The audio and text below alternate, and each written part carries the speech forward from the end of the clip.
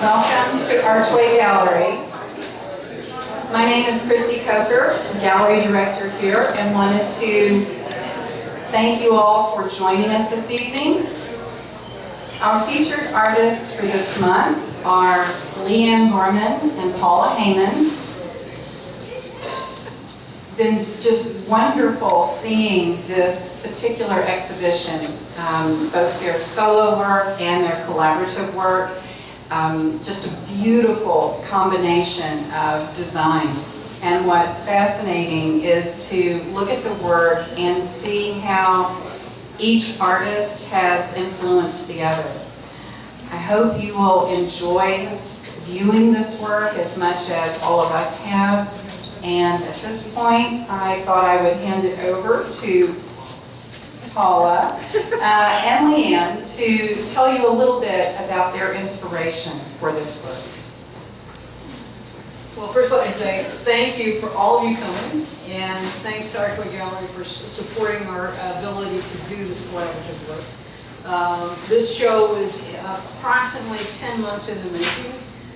We spent long hours sitting down talking about what each of us was going to do, how many pieces we were going to produce, how we were going to actually wrap it around the room so it had a continuous sense that things moved together. Of course, all of my work is the woodwork, and I think that what was really inspiring was to look at design in a very different way. And so many of my pieces have lots of intricate movement and sort of prehistoric or desert motifs to them. Most everything takes multiple times to make one little mark so that it stands out. So it's not an easy task, but it's really fun for me. So this piece took 4 months to complete. The cathedral piece also took 4 months to complete. And the windows in the cathedral piece, there's 230 windows. The small windows that look like stained glass are actually paintings that LeeAnn did for me that I inlaid into the wood and then resined over the top of them. So it was a very labor-intensive undertaking, but I had sketched this design out multiple times trying to figure out how I was going to not only create it out of wood so that it had some idea of giving it a three-dimensional effect, but I really wanted there to be stained glass windows. And so when she said, okay, I can do this on canvas paper, it was like, okay, do it this way.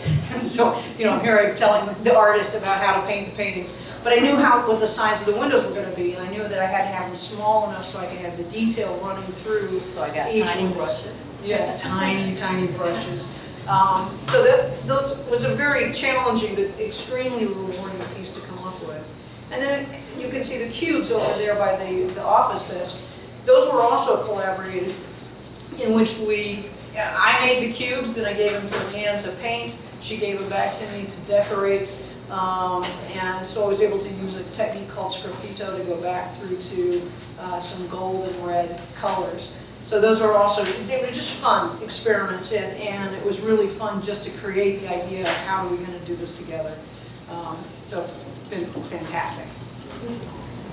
And I want to thank first Gabriella, that's Paula's partner, and Mark, my husband, because they've been supportive throughout this for about 10-11 months. Paula, we sat at Baba Yaga's for 10 months, front table, and that became our table. We didn't even, the hostess would try and seat us someplace else, and I'd say, no, front right here. We're laying out our stuff, because we could lay it against the window and, figure out what we wanted to do.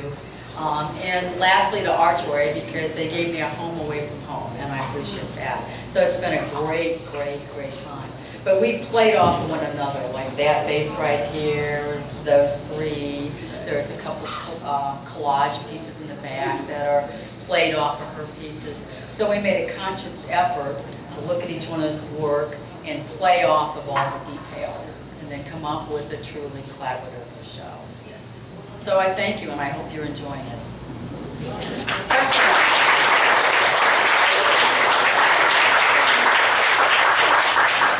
Anybody have any questions? questions about how the pieces are done. What about the woods? There's a lot of various woods. Well, most of the wood I use is either purchased, which would be maple, or claro walnut that comes from Guatemala. A lot of those woods I picked up at a sawmill up in Edinburgh, Indiana, that specializes in veneer quality wood.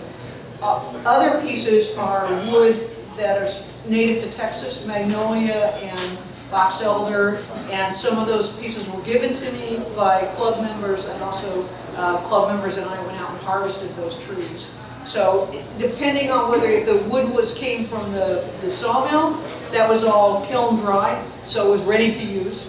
If it came from our working and bringing down the trees and cutting them up into manageable sizes, those pieces took 3 or 4 months to dry after they were rough turned, and then there's another process of then returning them and then doing all the decorations. So it isn't just do a piece in one day and you're done in terms of how I work, because it's really labor intensive, and a lot of times I just have to wait a long time for the wood to dry well enough so that I can actually make the marks on it.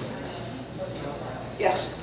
How do you make the holes in the grooves? So there's one over here that says it takes 4 burrs to make a floret, and so I'm envisioning you know, using it and put it down, put it up another one, you know, to make each tiny little floret. Okay. The question is how are the florets made? What I do is I use 1 burr and do it randomly around the piece, and then I go and use a different burr to outline that piece, and then another burr to undercut it so it stands proud of the surface, and then another burr in terms of the inside of that thing. So most of them take 4 or 5 different kind of burrs in order to create the texture I want, so that it stands proud of the surface, but it's not just bland. So I want the burr to burn the wood, so it gives it a 3-dimensional effect. Because otherwise it just looks like it's just sitting there playing and it's not doing anything. So a lot of times that's the process. Some of the florets are done by wood burning and looking at how to create the wood burning effect in a variety of surface treatments. So it isn't just one kind of thing. That's all I do. A lot of different burrs involved in creating some of these designs. Anything else? What about the piece behind you? This is called the Great State of Texas. It was a found pine tabletop that was found on Heavy Trash Day. I was just lucky. Right place, right time. I saw it as a blank canvas, and it was like, oh, I know what to do with this. So if you come up and you look at it closely, all of the knots that are typical of pine are all carved and textured in the same way, so it gives a cohesiveness across the piece, so that you'll see those designs recaptured in various areas. Then I wanted to make the surface 3-dimensional, so I have these grooves carved out, and then each area has a different set of texturing, so that you have an idea of, some of it looks like cactus, some of it looks like fossilized plants, some of it looks like it's moving. But the idea was that this was the state of Texas, West Texas, in 200 million BC when the waters receded. Okay, so this is ancient landscape of Texas. And I think he did pretty good.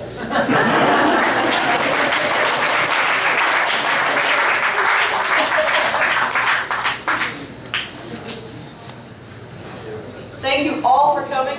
There's champagne, there's hors d'oeuvres, there's food. Enjoy.